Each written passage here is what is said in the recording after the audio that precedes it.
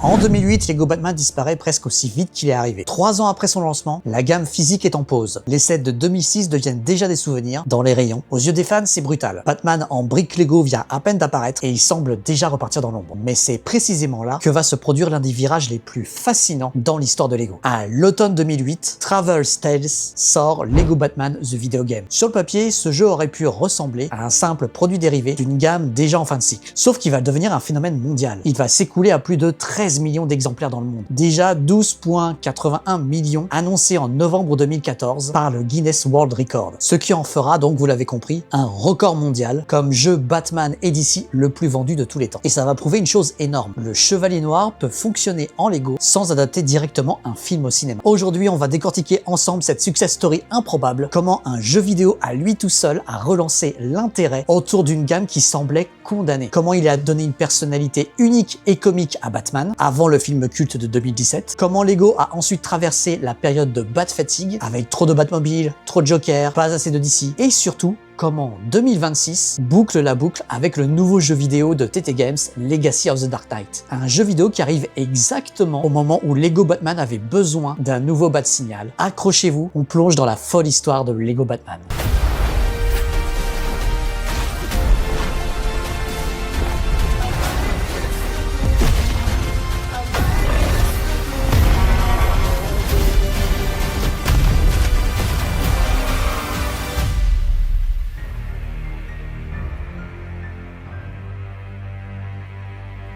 Alors, salut à tous, c'est Mr. Brick, ton créateur préféré des histoires de Lego. Et après la folle histoire de Lego Ninjago, que je t'invite à revoir là, que je mets l'image quelque part, il est temps de se poser sur Lego Batman, sa folle histoire à l'occasion de l'anniversaire des 20 ans de la gamme en 2026. Ah, tu crois que l'obscurité est ton allié? Tu n'as fait qu'adopter la pénombre. Moi, je suis né dedans, j'ai été façonné par... Ah!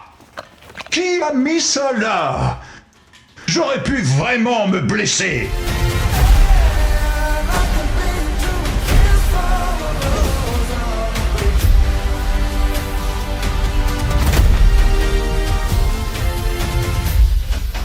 Pour comprendre le miracle numérique, il faut commencer par le plastique. Retour en 2006. Lego lance sa première vraie gamme sur Batman. Et rétrospectivement, quand on regarde maintenant, cette vague, elle est assez folle quand on y repense. The Joker is out to destroy Gotham City.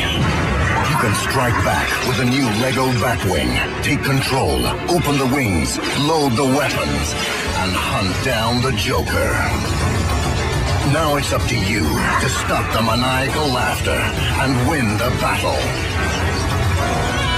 You control the action with a new Lego Batman collection. On a la Batcave 7783 avec plus de 1000 pièces, 7 mini-figurines, un côté playset géant, des pièges, des gadgets, le pingouin, Mr. Freeze, Robin, Batman, une vraie petite scène de crime en briques. On a aussi la Batmobile avec Two-Face Escape 7781, avec la Batmobile noire, le fourgon de double face, le tout dans une esthétique Gotham très classique, très inspirée des grandes incarnations ciné de l'époque. Et surtout, on a un symbole, ce fameux masque moulé Batman, une pièce qui va devenir l'un des visages les plus iconiques et reconnaissables de l'histoire de Lego sur les super-héros. La proposition à l'époque, elle était très forte, très lisible. Elle avait déjà tout, des véhicules, des vilains, la Batcave, la collection Titan. Et pourtant, au bout de 3 petites années, la gamme s'arrête. Pourquoi ? Pas parce que les sets étaient mauvais en soi, le problème était ailleurs. Let's put a smile on that face.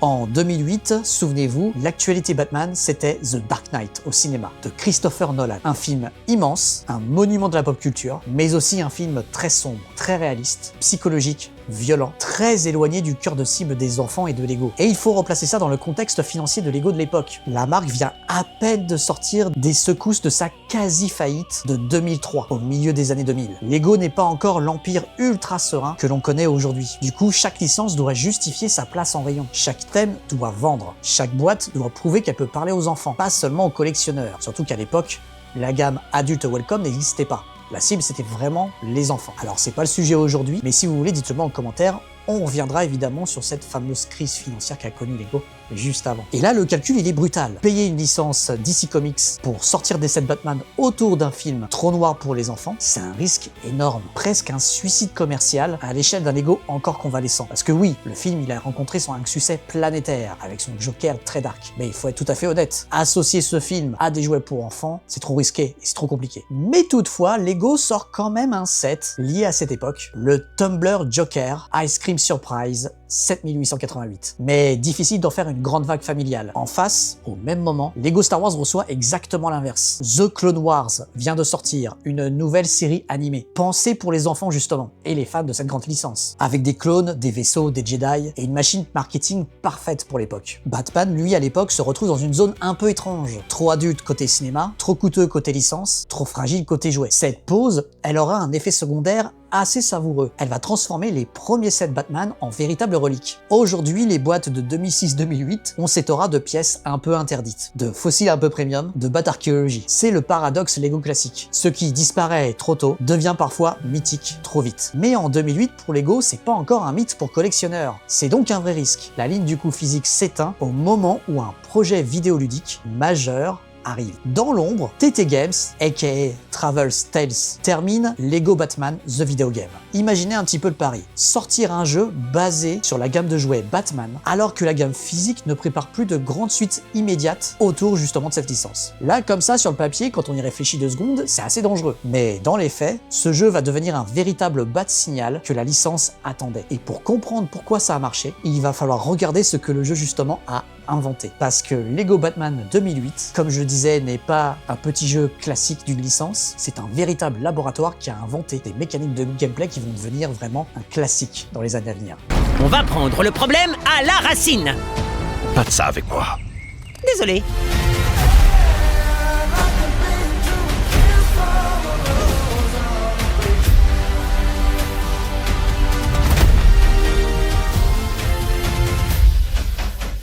Alors, pourquoi ce jeu a marqué autant les joueurs? Parce qu'il y a 3 choses que Lego n'avait jamais assemblées de cette manière.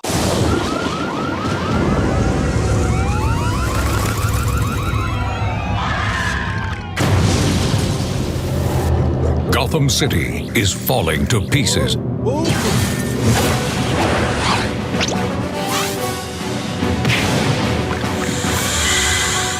The choice is yours. Take on the criminal masterminds.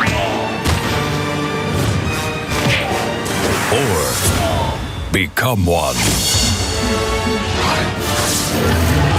From the makers of Lego Star Wars and Lego Indiana Jones, it's good to be bad.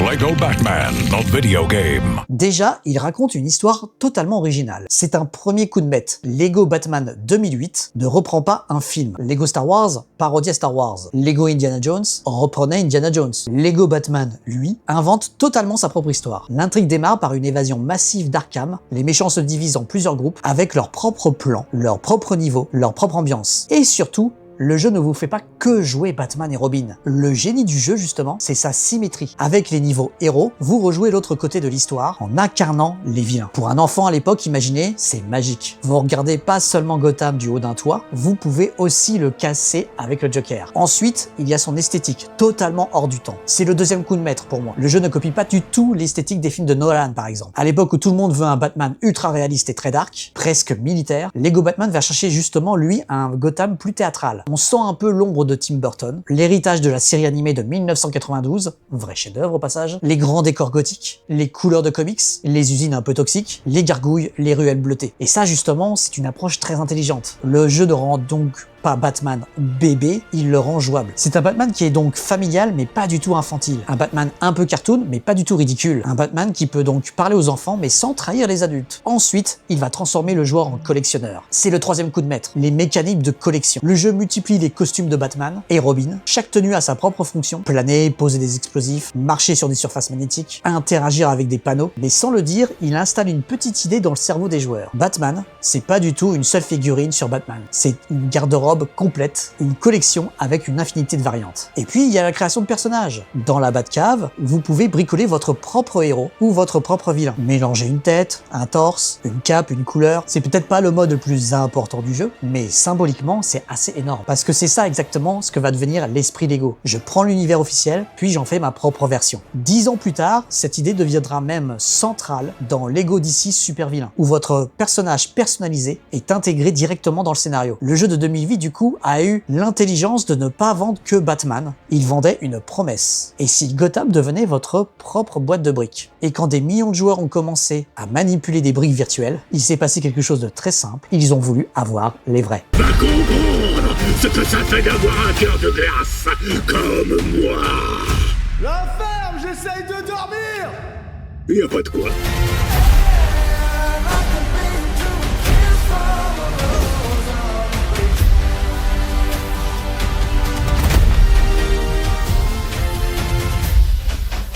En revanche, il faudra attendre 2012 pour que l'étincelle de 2008 devienne un incendie totalement industriel. Cette année-là, TT Games sort Lego Batman 2, DC Super Heroes. Cette année, le prix de l'homme de l'année est attribué à Bruce Wayne.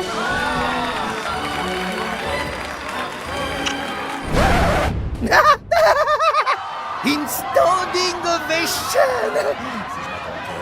Mais je prends. Et tout le reste aussi d'ailleurs. Sais-tu qui je suis? Oh, salut Lex.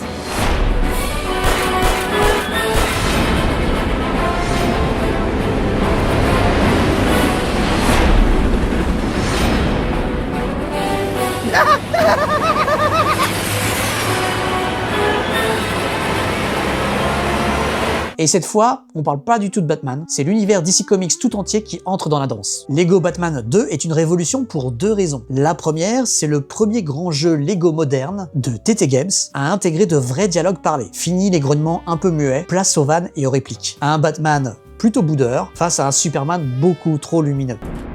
Nous sommes venus pour voir Lex Luthor. Et vous êtes ?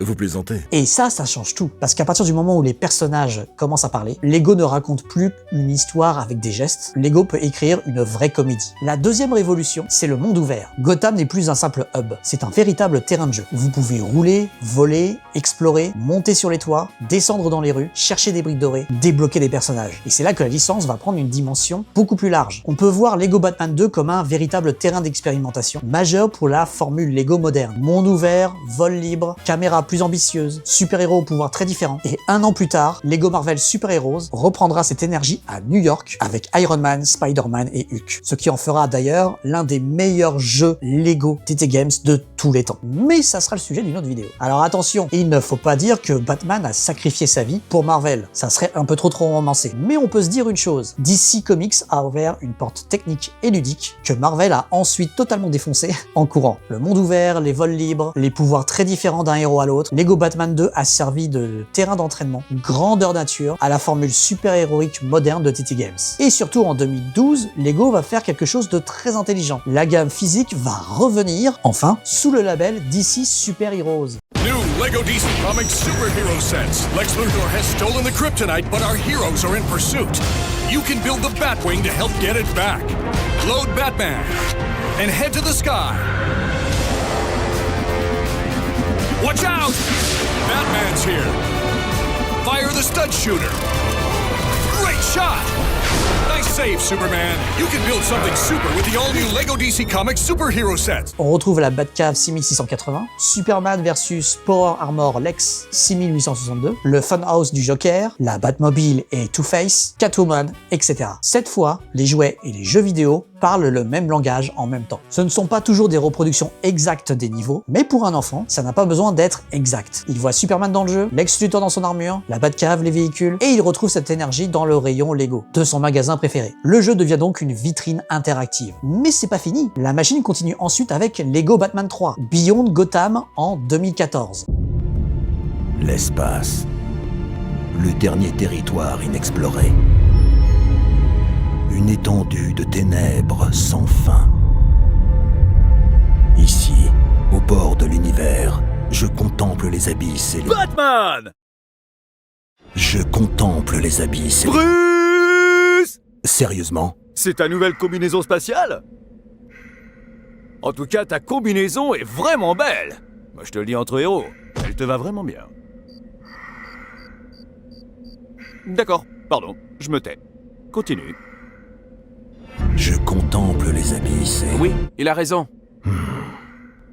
Elle met vraiment en valeur ta ligne. Bof, tu aurais dû rester en noir. Ce troisième opus envoie les héros directement dans l'espace et remplace Gotham par 11 mini-mondes totalement ouverts. Les 7 planètes des Lantern Corps, le Hall de Justice, la base lunaire, la Tour de Guet et la Batcave. Le casting explose avec littéralement 147 personnages, totalement jouables. Et il y en aura 67 de plus à travers les différents DLC qui sortiront. Mais certains fans ont commencé à regretter l'absence d'une grande ville, un peu unique que pouvait être Gotham ou Metropolis. Puis, Lego DC Super Vilain en 2018, qui inverse, lui, totalement son point de vue. Cette fois, vous devenez un vilain, et même votre propre vilain. En seulement 10 ans, du coup, Lego Batman passe donc d'une gamme presque arrêtée à une saga vidéoludique qui structure toute la présence de DC Comics chez Lego. Mais la plus grande conséquence de Lego Batman 2 ne va pas être juste le monde ouvert. Ça, c'est la voie. Parce qu'à partir du moment où Batman va commencer à parler, il va devenir quelque chose de très différent. Je tiens le monde dans ma main. Je tiens le monde entier dans ma main. Joker, la ferme.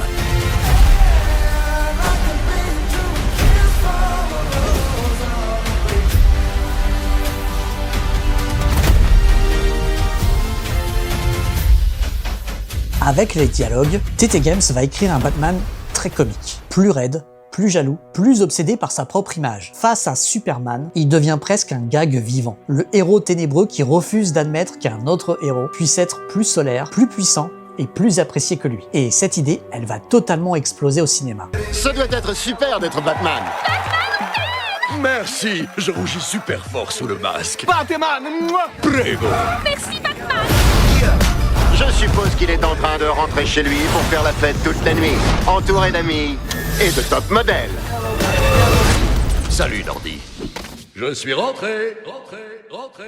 Dans la grande aventure Lego en 2014, l'acteur Will Arnett reprend ce Batman totalement égotrip, ridicule, un peu excessif, persuadé d'être le mec le plus cool de l'univers. Entre-temps, 2 films d'animation, sortis directement en vidéo, viennent aussi prolonger la licence. Lego Batman The Movie DC Super Heroes Unit en 2013, qui adapte avec brio les cinématiques de Lego Batman 2, et bien plus tard, Lego Batman, une histoire de famille en 2019, qui continuera d'explorer cet univers en format animé. Mais c'est véritablement en 2017, avec The Lego Batman Movie, que la blague va se transformer en une super production cinématographique. Et là, on va atteindre une alchimie incroyable. Batman va devenir à la fois une parodie et une véritable déclaration d'amour. Votre plus grande terreur, c'est... Les serpents.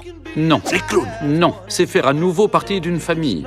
Non, maintenant, c'est les serpents clowns parce que vous m'avez mis ça en tête. Pour le groupe Lego, le film devient une bénédiction créative. C'est comme si quelqu'un avait regardé les designers Lego dans les yeux en leur disant « Vous voyez tout ce que vous avez toujours voulu faire et jamais osé avec les Lego Batman ? Et bien maintenant, faites-le. » La gamme The Lego Batman Movie donne aux designers un permis de construire sans aucune limitation. Tout devient possible. Des véhicules absurdes, les costumes improbables, les couleurs très fluo, les méchants oubliés, les références ultra geeks. On a le Joker Manor 70-922, 3444 pièces, un manoir gothique transformé en parc d'attractions du chaos. Et d'ailleurs, mon petit doigt me dit que je l'ai peut-être dans ma collection, donc si un jour une petite review de ce set en mode un peu oldies vous intéresse, n'hésitez pas à me le dire en commentaire. On a le Bat Space Shuttle 70923, parce que bien sûr Batman a une navette spatiale, pourquoi pas. On a The Shuttler 70908, robot chauve-souris géant, et surtout on a 2 séries de minifigurines à collectionner avec 20 personnages chacune. Et ça c'est peut-être le détail le plus fou. Grâce au film, Lego officialise des personnages que personne n'aurait imaginé voir un jour en minifigurine. Le roi du condiment, Kitman, Crazy Quilt, Zodiac Master, Clock King, des vilains tellement obscurs qu'ils ont l'air d'avoir été créés pendant une réunion à 2h du matin, avec trop de café et pas assez de supervision. Et pourtant, ils existent. En plastique, officiel, dans une vraie gamme Lego. En 2017, la boucle est parfaite. Les briques inspirent les jeux installent une véritable personnalité à Batman, cette personnalité nourrit le cinéma, et le cinéma va libérer totalement les designers. Mais l'euphorie ne dure jamais éternellement, parce qu'après les feux d'artifice, il y a eu le tunnel noir. Personnage célèbre, êtes-vous prêts? Ouais. Top. Quel musicien virtuose s'est fait connaître pour son admirable interprétation de... Batman. Non. Quel acteur hollywoodien multiples récompenses à travers le monde Batman. Non plus. Quel chef spirituel du bouddhisme tibétain s'est vu décerner le prix Nobel de la paix? Batman. Toujours pas. Surnommée la Dame de Fer, quelle femme a mené l'Angleterre? Batman. Non. Enfin, quel mégalomane vivant la nuit, fasciné par les chauves-souris, habite dans une cave et passe sa vie avec un jeune homme en slip vert? Lady Gaga.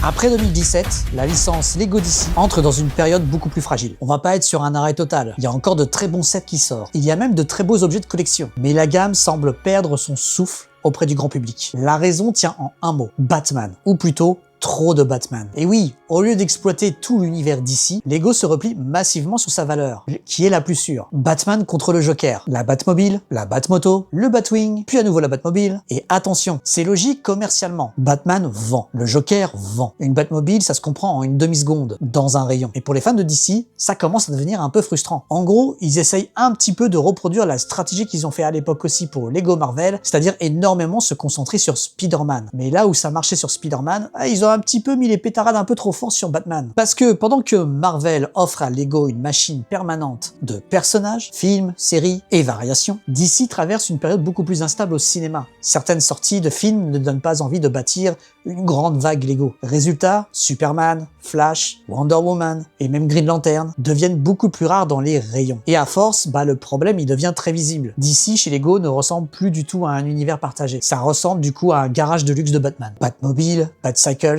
Batwing, Batmobile, encore.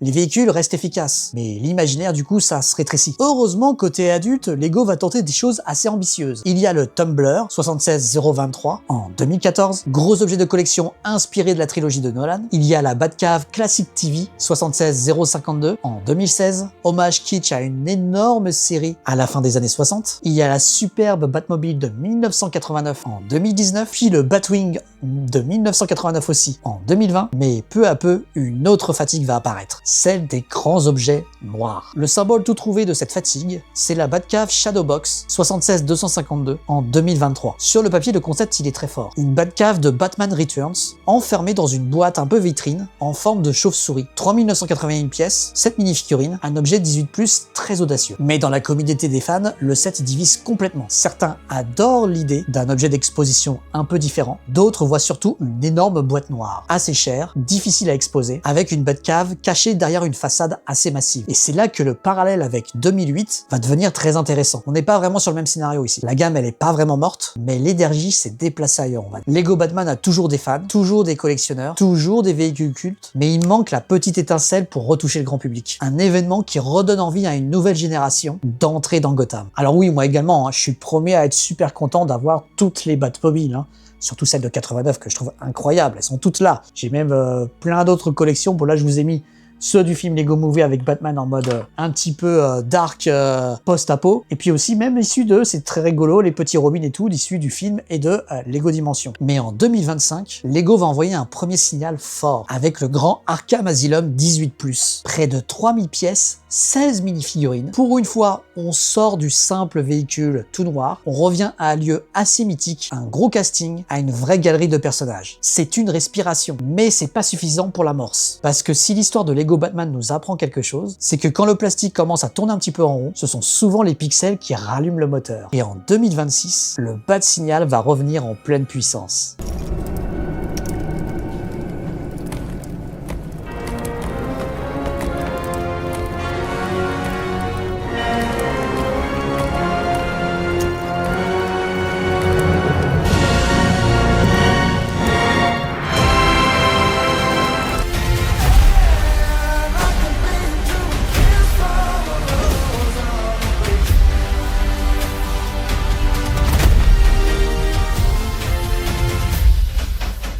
Nous voilà en 2026. Warner Bros. Games, TT Games et DC lancent Lego Batman Legacy of the Dark Knight.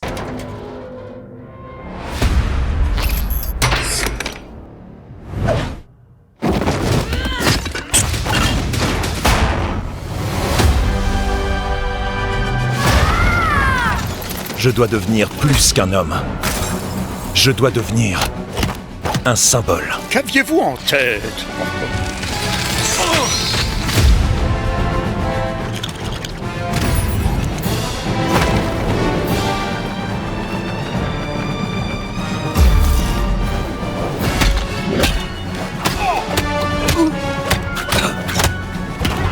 Qui es-tu?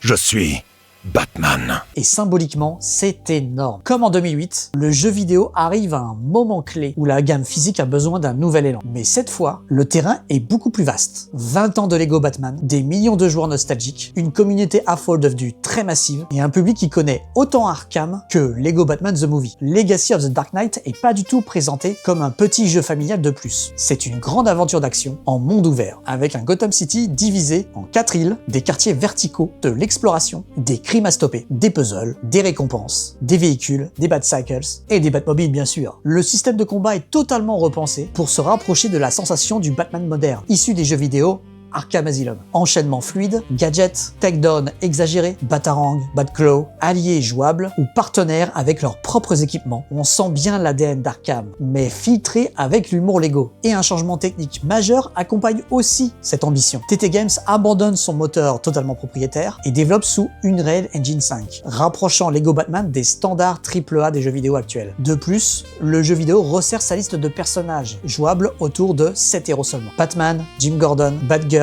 Nightwing, Robin, Catwoman et Talia al Ghul, chacun doté de capacités assez uniques. Ce choix tranche vraiment avec les précédents opus, qui proposaient, lui, des centaines de personnages, et vise à approfondir intensément le gameplay. Narrativement, le jeu remonte aux origines de Bruce Wayne, son entraînement avec la Ligue des Ombres, son chemin pour devenir le protecteur de Gotham, puis la construction progressive de sa famille de justiciers. Et je le précise parce que c'est un détail assez important pour l'immersion, le jeu ne s'amuse pas à intégrer une mécanique de vieillissement artificiel. Son vrai parti pris, c'est de raconter avec fluidité son évolution narrative, de ses origines jusqu'à la légende absolue. Vulgairement, c'est un énorme best-of de toutes les histoires de Batman. On y retrouve tout, de la série classique des années 60, au film de Tim Burton, au film de Nolan, à The Batman récemment, et aussi aux séries. Mon moment préféré, c'est quand ils reprennent le générique de la série animée des années 90. Là, j'ai totalement fondu. Et le cœur symbolique du jeu, c'est la Batcave. Elle évolue pendant l'aventure, sert de hub central, permet d'améliorer les gadgets, d'exposer des trophées, de revoir les dossiers au Batcomputer, de personnaliser l'environnement et d'accumuler tous les costumes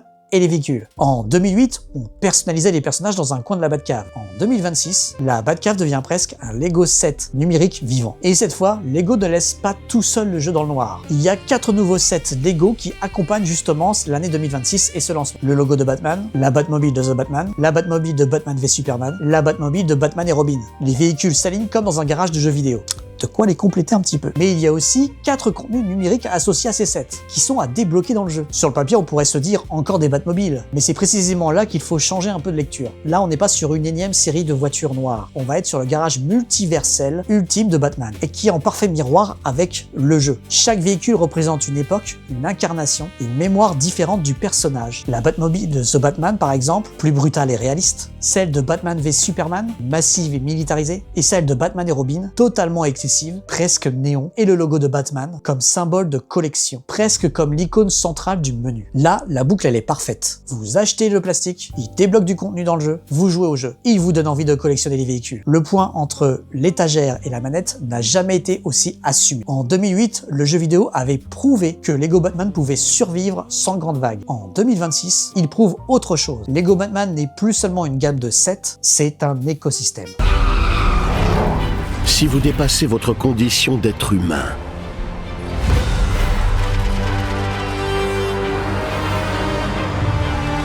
si vous vous consacrez entièrement à un idéal, là seulement vous serez devenu autre chose.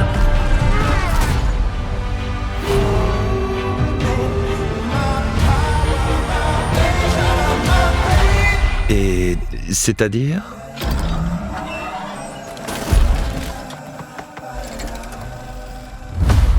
Une légende, Monsieur Wayne.